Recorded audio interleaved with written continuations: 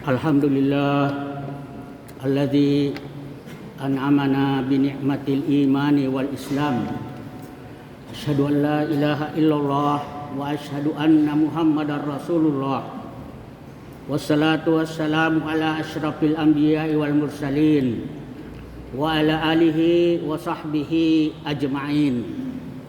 Amma ba'd, fa ya ibadallah, usikum wa iyaya bitaqwallah faqad fazal muttaqun. Hadirin kaum muslimin jamaah Jumat rahimakumullah. Pertama-tama marilah kita senantiasa bersyukur kepada Allah Subhanahu wa taala atas nikmat yang dikaruniakan kepada kita, baik itu nikmat kesehatan, kesempatan, kekuatan, terlebih lagi nikmat iman dan Islam, sehingga kita dapat melangkahkan kaki menuju masjid yang penuh mubarak ini guna melaksanakan kewajiban kita kepada Allah Subhanahu wa taala, yaitu salat Jumat secara berjamaah. Yang kedua, salam dan salawat tak lupa kita curahkan kepada Nabi kita Muhammad sallallahu alaihi wasallam beserta seluruh keluarganya, sahabatnya, tabi'in dan tabi'ut tabi'in, beserta seluruh pengikutnya yang setia, dan juga termasuk kita yang berada di dalam masjid yang penuh mubarak ini, sebagai rahmatan lil alamin, juga sebagai basyiran wa nadhiran, dan juga sebagai uswatun hasanah. Hadirin kaum muslimin jamaah Jumat rahimakumullah. Pada hari ini kita telah memasuki bulan Rajab, tanggal 10 Rajab 1446 Hijriah yang bertepatan dengan 10 Januari 2024. Di mana bulan Rajab ini mempunyai paling tidak dua keistimewaan. Yang pertama, dia termasuk bulan haram dari 4 bulan haram. Sebagaimana firman Allah dalam Al-Qur'an surah At-Taubah ayat 36. A'udzu billahi minasyaitonir rajim. Inna iddatasy syuhuri indallahi isna asyara syahran fi kitabillah yauma khalaqas samawati wal ard minha arba'atu hurum zalikad dinul qayyim fala tadlimu fihinna anfusakum. Artinya sesungguhnya jumlah bulan di sisi Allah adalah 12 bulan di dalam ketetapan ketika hari langit diciptakan dan bumi, di antaranya 4 bulan, yaitu di dalam hadis dikatakan Zulqa'dah, Zulhijjah, Muharram dan Rajab.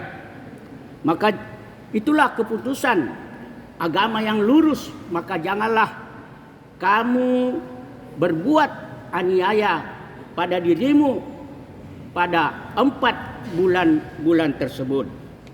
Hadirin kaum muslimin jamaah Jumat rahimakumullah. Yang kedua, Rasulullah sallallahu alaihi wasallam diisra mi'rajkan pada bulan Rajab, yaitu tepatnya tanggal 27 Rajab tahun ke-11 kenabian, kurang lebih 1 tahun sebelum hijrah Nabi ke Madinah. Nabi Muhammad sallallahu alaihi wasallam diisrakan dan dimi'rajkan dari Masjidil Haram Makkah menuju Masjidil Aqsa, kemudian dinaikkan atau dimi'rajkan dari Masjidil Aqsa menuju Al-Muntaha sampai kepada Sidratul Muntaha hingga ke Mustawa. Hadirin kaum muslimin jamaah Jumat rahimakumullah. Pada tahun itu dikenal dengan Amul Husni, yaitu tahun duka cita. Karena pada tahun itu mempunyai 4 sebab peristiwa yang dialami oleh Rasulullah sallallahu alaihi wasallam. Yang pertama adalah kematian Abu Talib yang memelihara beliau sejak kecil sampai besar. Bahkan beliau dibela olehnya dalam menjalankan agamanya, dalam berdakwah. Kemudian yang kedua, kematian Khadijah, istri beliau yang tercinta, yang pertama masuk Islam dari golongan perempuan. Dan beliau juga yang membela mati-matian sampai habis hartanya untuk dakwah Islam. Kemudian yang ketiga, beliau dilempari batu ketika berada di Taif sampai kaki dan kepalanya berlumuran darah. Maka itu untuk menghibur beliau, Allah Subhanahu wa taala mengisra dan mi'rajkan sebagaimana firman Allah di dalam Al-Qur'an surah Al-Isra ayat 1. A'udzubillahi minasyaitonirrajim. Bismillahirrahmanirrahim. Subhanalladzi asra bi'abdihi lailam minal masjidil harami ilal masjidil aqsa alladzi barakna haulahu. Artinya maha suci Allah yang telah menjalankan hambanya di malam hari dari Masjidil Haram menuju Masjidil Aqsa yang kami berkati sekelilingnya. Hadirin kaum muslimin jamaah Jumat rahimakumullah. Sebelum Rasulullah sallallahu alaihi wasallam itu diisra mi'rajkan, beliau dulu dioperasi oleh malaikat Jibril dan Mikail untuk membersihkan hatinya dari penyakit hati dan mengisi, yaitu berupa hilm, kesabaran, keimanan dan keislaman. Hadirin kaum muslimin jamaah Jumat rahimakumullah. Dan peristiwa Isra Mi'raj ini adalah di mana Rasulullah sallallahu alaihi wasallam menerima perintah salat. Dan perintah salat ini adalah ibadah yang paling utama dan juga ibadah yang pertama diterima oleh Rasulullah sallallahu alaihi wasallam. Dikatakan ibadah pertama karena ibadah salatlah yang diperintahkan oleh Allah Subhanahu wa taala kepada Nabi kita Muhammad sallallahu alaihi wasallam, dan dikatakan perintah ibadah yang utama karena beliau menerimanya secara langsung dari Allah Subhanahu wa taala dan tidak diterima di bumi tanpa melalui Jibril alaihi salam. Hadirin kaum muslimin jamaah Jumat rahimakumullah. Perintah salat ini mempunyai dua keistimewaan, mempunyai dua keutamaan. Pertama, keutamaan di dunia, dan kedua, keutamaan di akhirat. Keutamaan di dunia yang pertama adalah salat itu tiangnya agama. Maka kalau Anda mau melihat agamanya seseorang, baik atau tidaknya, lihatlah salatnya. Karena salat itu adalah tiangnya agama. Seperti bangunan, kalau tiangnya tidak kuat dan kokoh, maka bangunan itu akan runtuh. Begitu juga salat. Dalam hadis dikatakan as-salatu imaduddin, faman aqamaha faqad aqamaddin, wa man tarakaha faqad hadamaddin. Artinya salat itu tiangnya agama. Maka barang siapa yang menegakkan salat, maka dia telah menegakkan agamanya.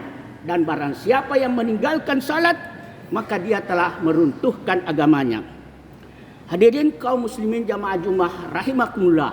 Dan keistimewaan kedua yang di dunia atau di bumi ini adalah untuk membedakan antara orang yang beriman dengan tidak, yaitu antara muslim dan kafir.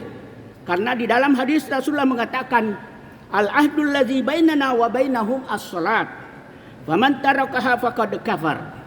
Perjanjian antara kita dan mereka adalah salat. Maka barang siapa yang meninggalkan salatnya dengan sengaja, maka dia telah kafir. Nauzubillahi min zalik. Jadi janganlah di antara kita ini meninggalkan salat dengan sengaja atau bermalas-malasan untuk menjalankan salat tersebut. Dan keistimewaan yang ketiga, mendapat kesuksesan, mendapat keberuntungan, kemenangan. Sebagaimana firman Allah di dalam Al-Quran, qad aflahal mu'minuna allazina hum fi salatihim khashi'un.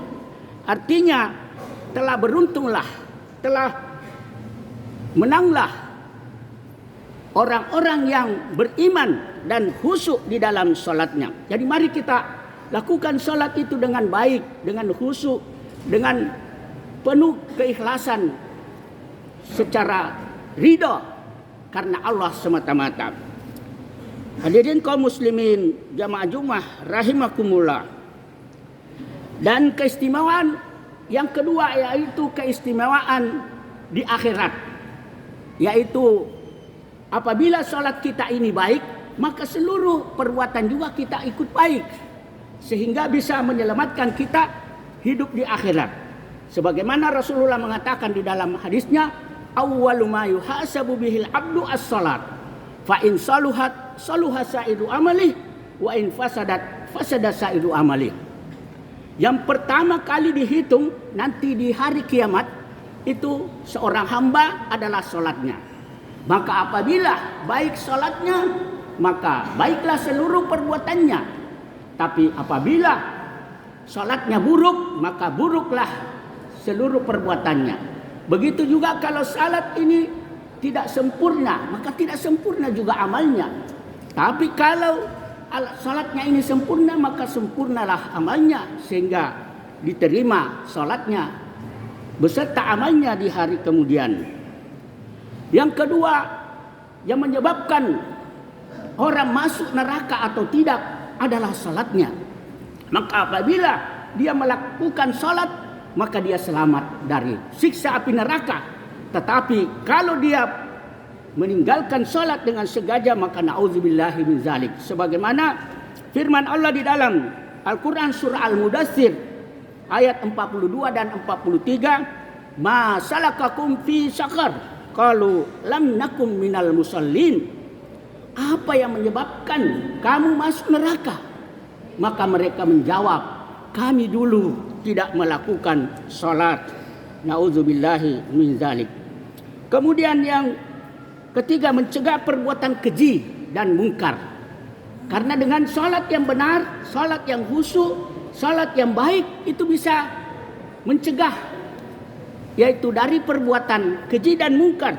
Sebagaimana Allah mengatakan di dalam Al-Quran, wa aqimis sholata innas sholata tanha anil fahsya'i wal munkar. Dan tegakkanlah salat, karena sesungguhnya salat itu mencegah dari perbuatan keji dan mungkar. Maka kalau kita mau selamat di akhirat, lakukan salat dengan baik dan benar dan dengan khusyuk karena Allah semata-mata. Karena salat itu bisa mencegah dari semua perbuatan buruk, keji dan mungkar. Dan yang keempat, salat itu menjadikan hati tenang. Jadi orang yang tenang hatinya akan dipanggil oleh Allah Subhanahu wa taala, ya ayyatuhan nafsul mutmainnah irji'i ila rabbiki radiyatan mardiyah. Wahai hati yang tenang, kembalilah kepada Tuhanmu dengan jiwa yang tenang. Karena jiwa yang tenang itu dilakukan dengan salat yang khusyuk. Sebagaimana Allah Subhanahu wa taala berfirman, allazina amanu wa tatma'innu qulubuhum bi dzikrillah, ala bi dzikrillah tatma'innul qulub. Dan orang-orang yang beriman dan hatinya tenang dengan zikir kepada Allah, yaitu dengan melakukan salat, ketahuilah bahwa zikir kepada Allah itu menyebabkan hati tenang. Karena di dalam Al-Quran juga Allah mengatakan, innani anallah la ilaha illa ana fa'budni wa aqimis sholata li dzikri. Sesungguhnya aku ini Allah, tidak ada Tuhan selain aku, maka sembahlah aku dan tegakkanlah salat untuk mengingatku. Demikian, mudah-mudahan ada manfaatnya. Kurang lebihnya mohon maaf. Barakallahu li wa lakum fil Qur'anil Karim wa nafa'ani wa iyyakum tilawatahu innahu huwas samiul alim.